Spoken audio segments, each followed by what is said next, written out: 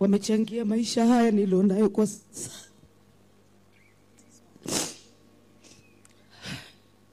Ni yeye. Nikiwa pale kwa Ng'ang'a, Betty ndio alikuja kunichukua pamoja na Shiro akanipeleka hospitali. Kisha Anastasia Mukabwa ndio aliongoza hilo jopo lote.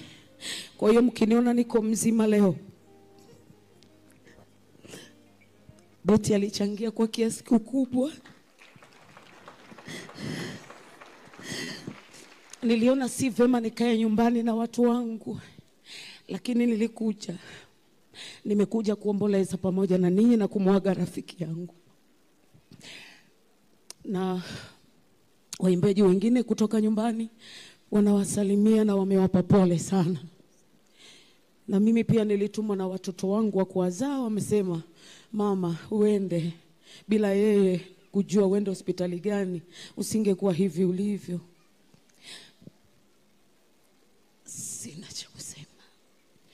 Maumivu yangu wayajua Yesu, kilio changu kikufikia Yesu, karibu.